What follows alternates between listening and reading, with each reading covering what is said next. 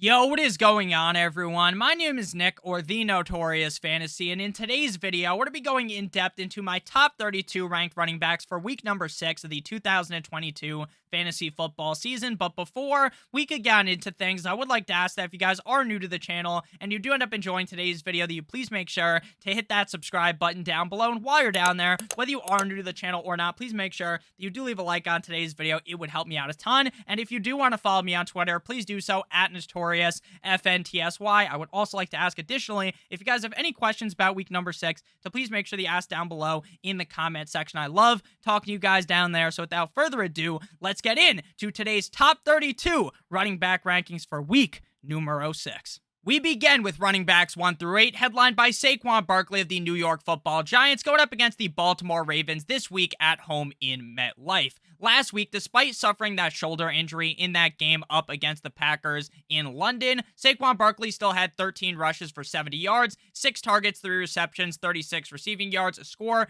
18 half PPR points, and he was the running back number 15 at the end of the week. He currently ranks as the RB number 3 in half PPR, and I love this matchup up against the Baltimore Ravens. You can definitely argue that maybe Saquon Barkley should be like the running back 5 because the top 5 are so good, but at the end of the day, he is a for sure locked and loaded top 5 option at the running back position this week. At number 2, we have 9-inch Nicholas Chubb of the Cleveland Browns going up against the New England Patriots at home in Cleveland. On the season, Nick Chubb is the running back number 1 in half PPR. Last week up against the Chargers, 17 carries for 134 rushing yards, 1 target, which equaled 0 receptions, but we all know that 9-inch Nicholas Chubb is not the best pass-catching running back. He also had 2 touchdowns in that game, 25 fantasy points, and he was the running back number 6. This week up against the Patriots, I know the Patriots just locked down the Detroit Lions, but we all know that Bill Belichick owns Jared Goff, and to be honest with you,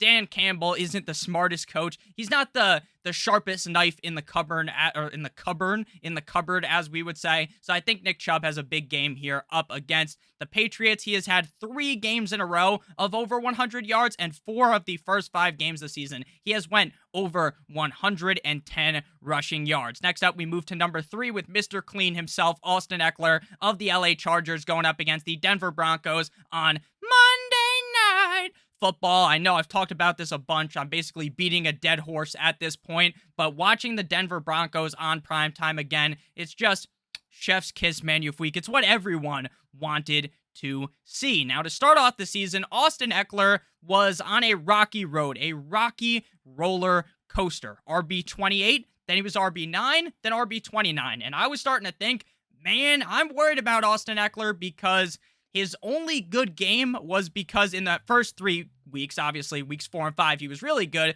But in those first 3 games, his only good game was up against the Chiefs. And that's because Justin Herbert, the pervert, got hurt. And they started just dumping the ball off repeatedly to Austin Eckler. So I started to worry. But in weeks number 4 and 5, he silenced me by being RB number 2 and RB number 1. This guy is fucking amazing. There's a reason why I talked him up all offseason, and that's because this guy is both a dominant rusher as well as very dominant in the receiving game. And last week, he had his best game ever, and he only had 4 targets for 4 receptions, going 4 for 4 like he was at Wendy's for 26 receiving yards, but he rushed for 173 yards. The Broncos defense is surely the bright spot of their team as a whole because the offense looks like complete and utter dog shit, but at the end of the day, I do think Austin Eckler is still in for a very solid matchup. At number 4, we have Uncle Lenny Fournette of the Tampa Bay Buccaneers going up against the Pittsburgh Steelers in Pittsburgh. Now, after that game up against the Chiefs, there was definitely people that were starting to panic. They got their panties in a bunch, and they started to panic about Leonard Fournette because the motherfucker had 3 rushes for -3 yards. Sure, he caught 7 passes on 7 targets for 57 yards, and he got a score at the end of the game. But people were worried. They're thinking, oh man, is it Rachaad White's season? Is Leonard Fournette not this bell cow running back that we thought he was going to be? And then last week, he basically shut all the haters up. 14 rushes for 56 yards, 11 targets, 10 receptions, 83 receiving yards, 2 touchdowns, 31 half PPR points, running back number 2, and this week he gets the Pittsburgh Steelers. We just watched the Pittsburgh Steelers get obliterated. The Buffalo Bills tore the Pittsburgh Steelers a new asshole, and the Tampa Bay Buccaneers are about to do the exact same thing. I expect a huge showing out of Uncle Leonard Fournette. At number 5, we have Ramondre Stevenson of the New England Patriots going up against the Cleveland Browns in Cleveland. Now, based upon all of the reports I have seen, it seems extremely unlikely that Damian Harris is going to play in this game, and it seems likely at this point that we see him miss multiple games, which puts Ramondre Stevenson into Ramondre Steven season, because it is now his time to shine. The fact that Damian Harris was there, he was kind of not necessarily vulturing Ramondre Stevenson's upside, but they were both kind of eating at each other. It was not a great relationship between the two, because they were eating into each other's work. But now that one of them is gone, Ramondre Stevenson has now elevated himself into potential superstardom for fantasy football. And the exact same thing would have happened for Damian Harris if Ramondre Stevenson got hurt and the roles were reversed. Last week, up against the Lions, 25 carries for 161 rushing yards, 2 targets, 2 receptions, 14 receiving yards, 19 fantasy points, and 14 at the running back position at the end of the week. The Cleveland Browns defense has not been the best at all, and that's putting things lightly up against the run. The Patriots want to run the ball with Bailey Zappi under center, so I expect a big showing out of Ramondre Stevenson. At number 6, we have Mr. CMC, Christian McCaffrey of the Carolina Panthers, going up against the LA Rams in LA. Now, despite the fact that the Carolina Panthers have been such an unmitigated fucking disaster this season that they had to already fire their head coach, Christian McCaffrey has continued to put up solid numbers. Week 1, he finished as RB 18. Week 2, RB 6, running back 16, 9, and 10. He's currently the running back number 6 on the year and half PPR. Now, I know you might try to do some galaxy brain thought process, some mental gymnastics into talking yourself out of Christian McCaffrey because, oh man, maybe the Rams defense kicks into 5th gear, Nick. Well, I don't care at all. If you have Christian McCaffrey ranked outside of the top 10, you are a certified fucking crazy person. This matchup doesn't scare me one bit. I know PJ Walker under center instead of Baker Mayfield, but PJ Walker is not dumb.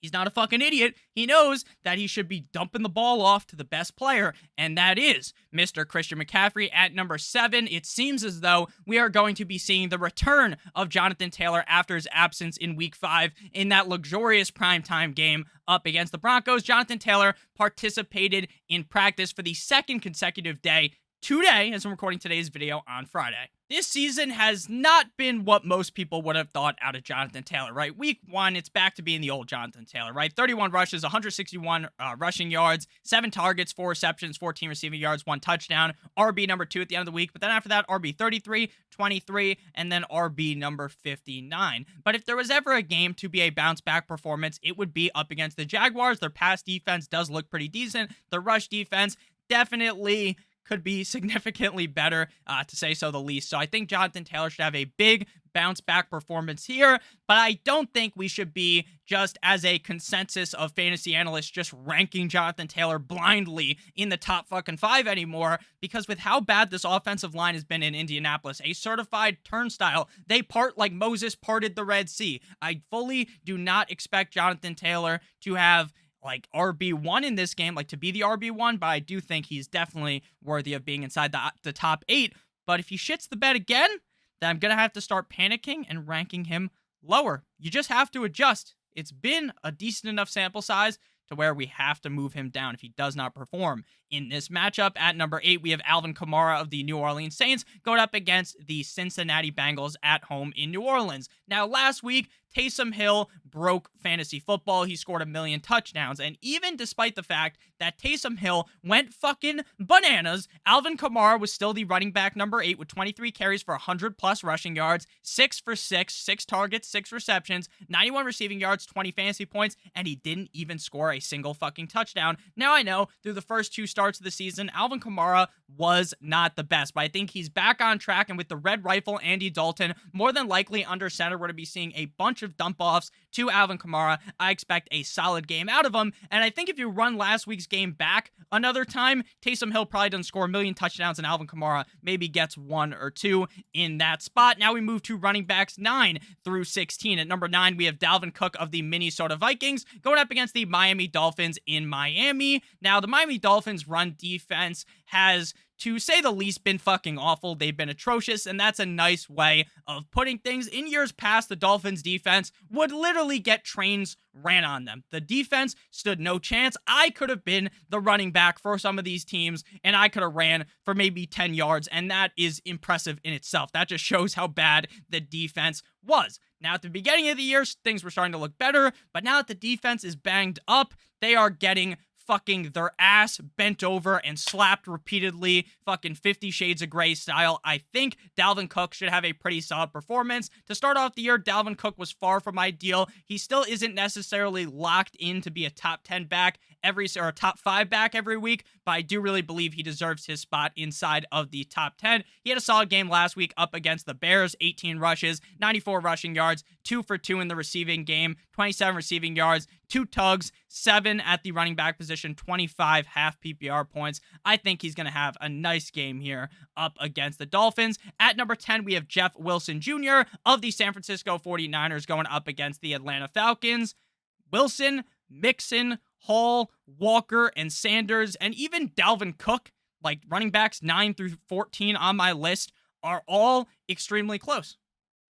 If you talk to me on Sunday, I might say that, oh, I actually like Breece Hall over Jeff Wilson, and that shouldn't surprise you because these guys are all in a similar tier, a couplet, if this was a fucking poem, together. Jeff Wilson Jr. goes up against the Atlanta Falcons in Atlanta. The Atlanta Falcons defense is not very good at all. Jeff Wilson has been exquisite.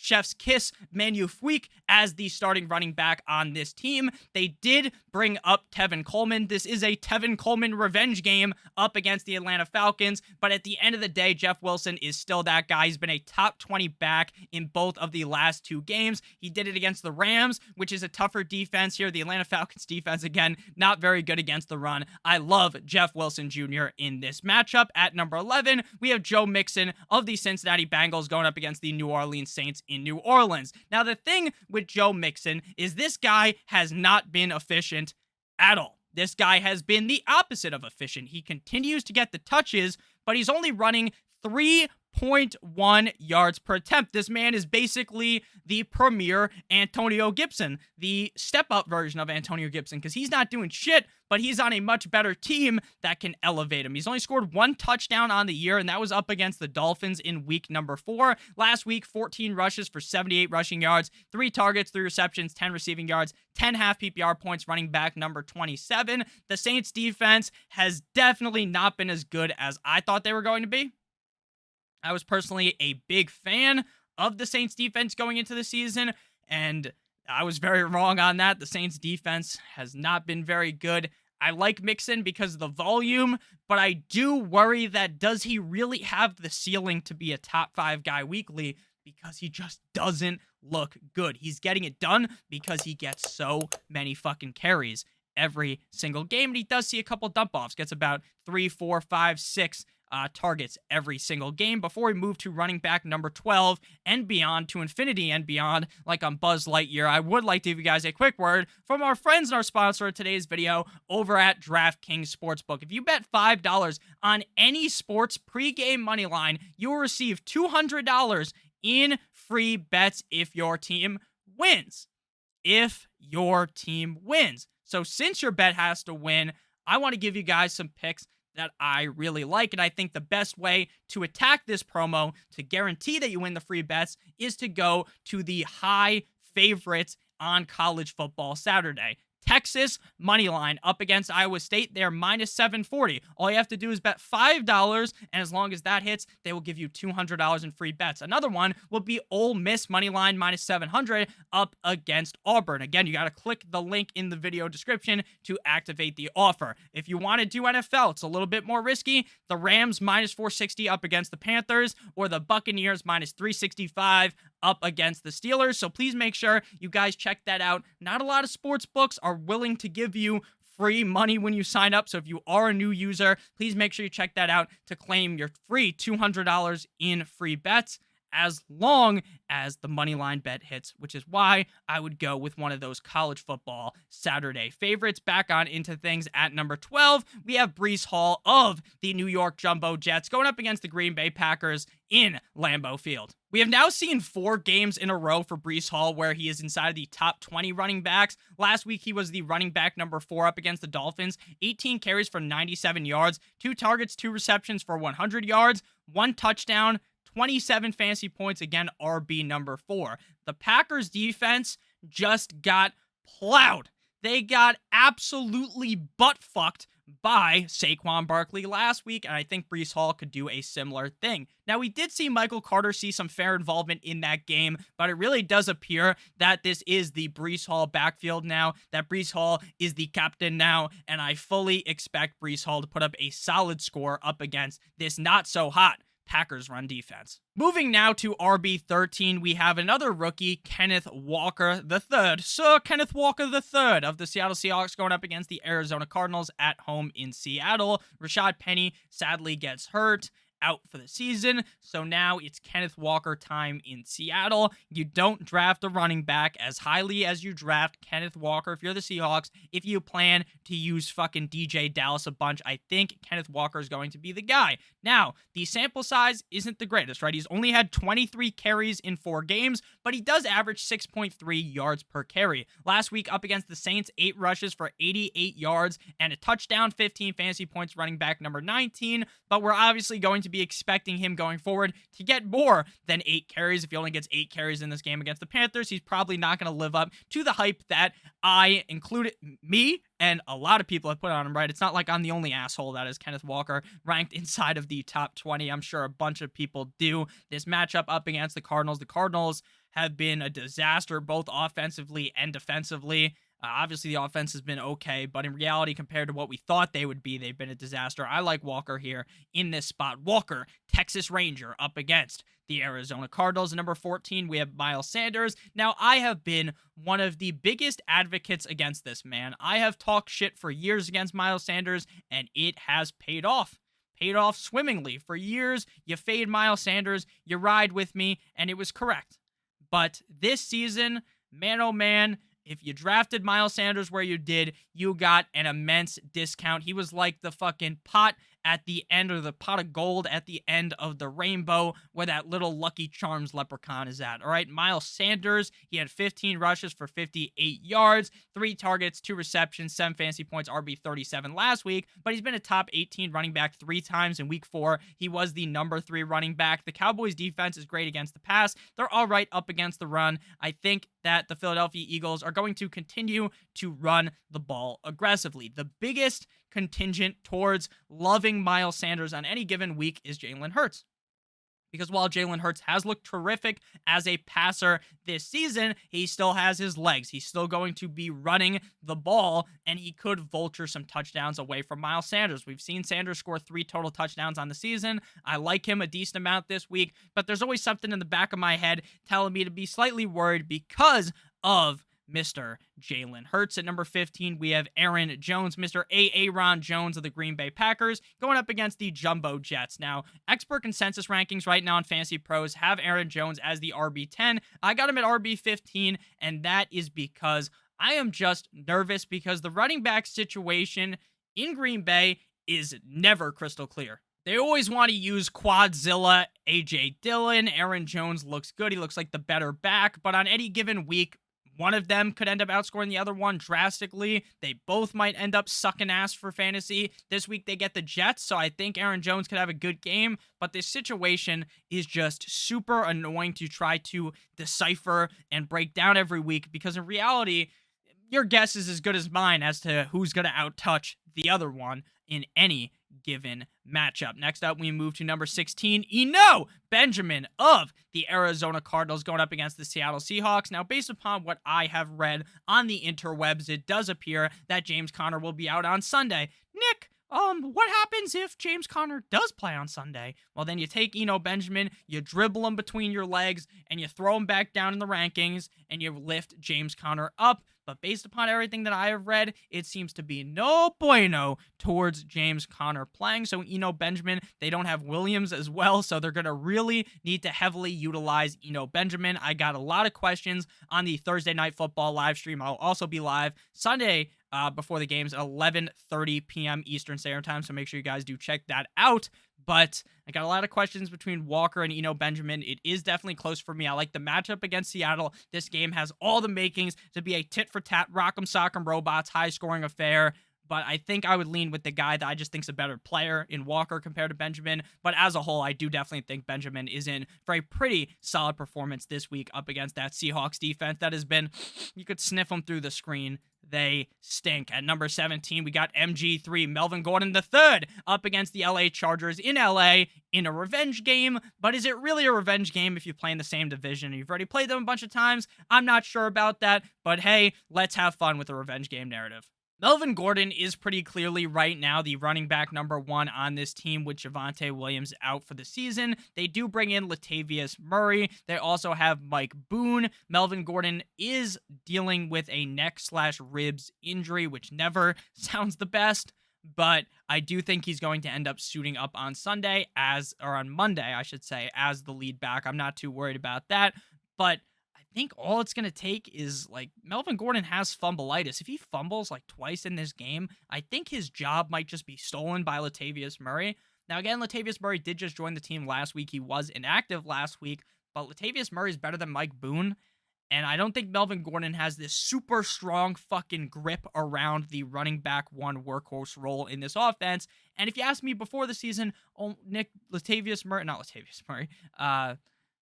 Williams gets hurt, how do you feel about Melvin Gordon? I'm like, holy shit, he's going to be a top 5 running back. But we've seen how his Broncos offense is, and I don't think that's going to be the case. But hey, maybe they turn things around. I do think Melvin Gordon should have a decent game here up against the Chargers. Number 18, we have CEH Clyde Edwards-Helaire up against the Buffalo Bills this week at home in Kansas City. Right now, Clyde Edwards-Helaire is a top 10 running back in half PPR. He finishes the RB6, 10, 17, and 8 through the first 4 games of the season. Last week, he was the RB50, but I'm not going to go ahead and start to panic, start to worry, throw my shit, break my screen because Clyde Edwards-Helaire has one bad game. I'm not really worried at all. It is what it is. You take the game, you brush it off, whatever. He gets the Bills this week in what should be an incredibly high-scoring game, the game of the week. So I'm playing Clyde Edwards-Helaire at number 19. We have Raheem, the Dream Mostert of the Miami Dolphins. Now, there were some worries earlier on in the week if Raheem Mostert was going to be out due to dealing with a knee injury. He was sidelined at practice on Wednesday, but on Thursday, yesterday, he did return to practice. I wasn't too worried because Wednesday injury reports are about as useful as trying to use a condom that has the head ripped off of it, so it's not very useful at all. Wednesday is veteran practice or veteran rest day for all these guys, so Wednesday practice doesn't really mean shit. Thursday he was playing. He's going to play on Sunday. He looked really good last week when given the touches. 18 carries for 113 yards, 3 touchdowns, 3 targets, 1 reception, I should say, 9 receiving yards, 1 touchdown, 19 fantasy points, RB number 13. I like him this week up against the Vikings. Chase Edmonds has kind of lost his spot in this offense. He keeps dropping passes. Now, the coaches are still saying, you know what, we're going to keep putting Chase Edmonds out there. And I agree, they're obviously going to play Chase Edmonds, but his role has certainly shrunk immensely, like your cock when you hop into a cold bath. So I do think that Raheem Mostert is in a very good spot this week up against the Vikings. At number 20, we have Mr. Just Kidding, J.K. Dobbins of the Baltimore Ravens going up against the New York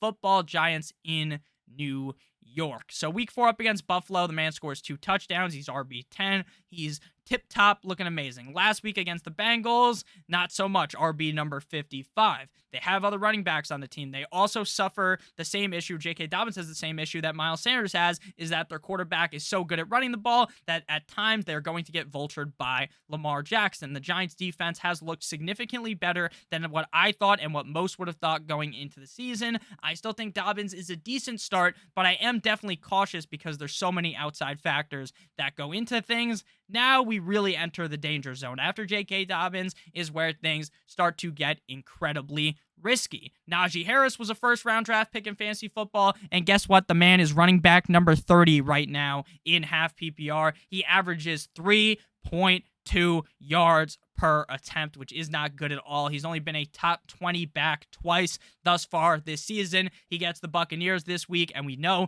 the Buccaneers defense is tough against the run. The issue is that once you get past running back 21 in this range, because obviously we already had running backs play on Thursday Night Football that are not included in this video, we start to get into the deep depths. Like when you go into the ocean and you start seeing those fish that are really fucked up at the bottom of the ocean, that's what Najee Harris is like for me. I think he's a great I don't even know if he's a great player anymore because his yards per attempt is awful. The offensive line's dog shit. It's just a tough scene for Mr. Najee Harris. So right now, you can't even trade him for a half-eaten bag of potato chips. At number 22, we have A.J. Dillon, Quadzilla of the Green Bay Packers up against the Jets. Now, week 1, this man starts the season off on fire. He's RB10. But ever since then, RB31, 49, 33, and 61 last week up against the G-Men. You just cannot trust A.J. Dillon at this point, and there's no way around it. But more than likely, probably still have to play him, and you hope for that big boom game.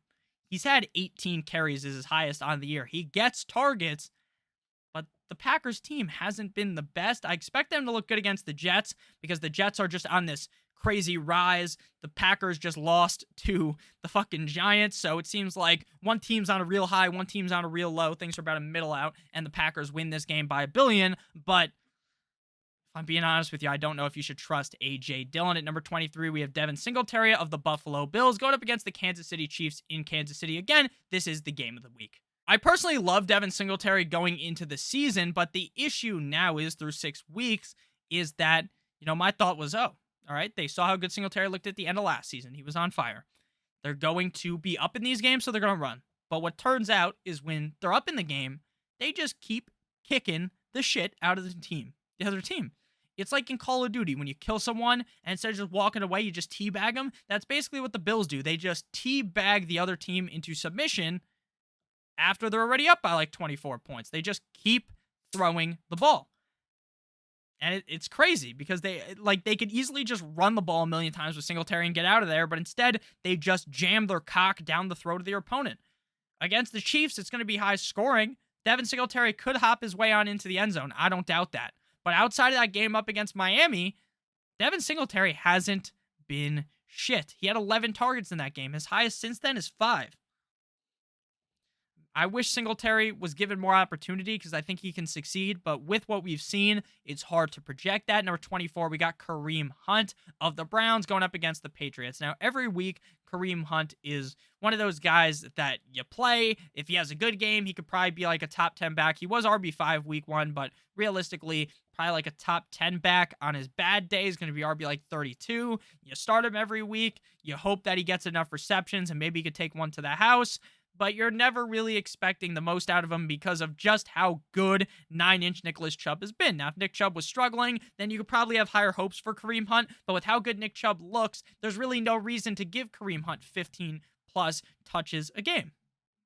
So he's kind of in this middle ground where he has the upside because you know how great of a player he is. He just does not get the volume. Now we move to RBs 25 through 32. If you have ended up enjoying thus far, make sure that you hit that subscribe button down below as well as hitting that like button. It would help me out a ton. So we got 2 running backs from the exact same team, back-to-back, Michael Jordan, 96, 97, Travis Etienne, Jr. of the Jacksonville Jaguars, as well as James Robinson of the Jacksonville Jaguars. Now, to start off the season, Travis Etienne was looking fucking atrocious. They threw the ball to him in the first game. He didn't even catch it, and he says after the game, I was spooked. And it wasn't even fucking October yet, and he was still spooked in September. But now he's been seeing more volume. They're kind of detracting the role of James Robinson, while at the same time fluffing up, giving a nice tug to Travis Etienne to lift him up. The issue is Travis Etienne hasn't done the most with the opportunities, but he continues to look better. And a way to look at this, a way to think of this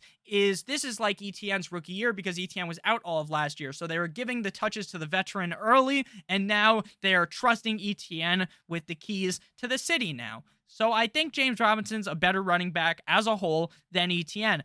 But if Etienne keeps getting the volume, we're going to have to rank Robinson lower than Etienne. And right now, these guys both seem like guys that maybe one of them will break free and be the guy, but right now, neither of them are very, like, you're not very excited to throw either of them in your lineup is kind of how I see things. Number 27 and 28, we got the same thing. I sandwiched the two backs on the exact same team together.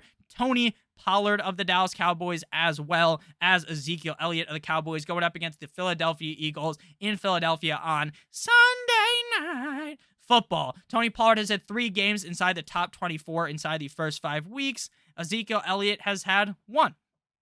Ezekiel Elliott continues to run the football like the motherfucker is stuck in quicksand. Ezekiel Elliott sucks, 3.8 yards per attempt. Tony Pollard is pretty good, 5.6 yards per attempt.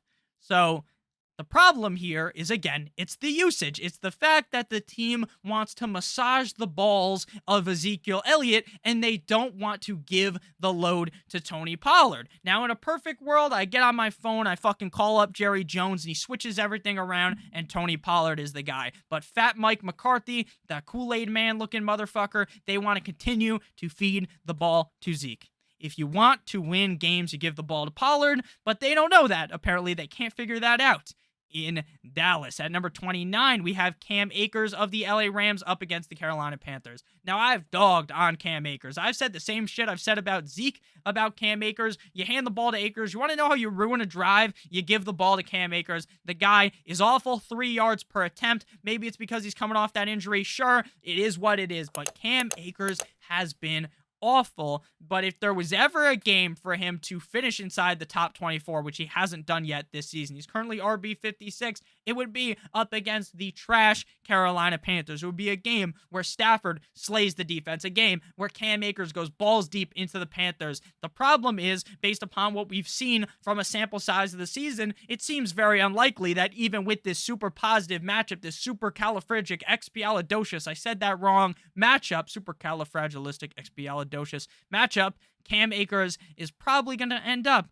being a big fat bust. At number 30, we got Michael Cotta of the New York Football Jets, or the New York Jumbo Jets, going up against the Green Bay Packers. RB16 last week, currently RB28 on the season. Like I said, the pendulum has swung directly towards Breece Hall. It's no longer Michael Carter season, but you can still talk yourself into playing Michael Carter because of the receiving upside that he has and because they still want to give him at least some touches. Last week, 10 rushes, 21 rushing yards, 2 receptions, 12 receiving yards. He did score 2 touchdowns, which really was the reason why he did so good. I think if we look back and if he doesn't score those 2 touchdowns, now you can't take them away, but if he doesn't score those, they go to Breece, then Michael Carter was irrelevant. But I still think you talk yourself into him because this Jets team is looking much better than I thought they would be. 31, Tyler Algier of the Atlanta Falcons going up against the San Francisco 49ers.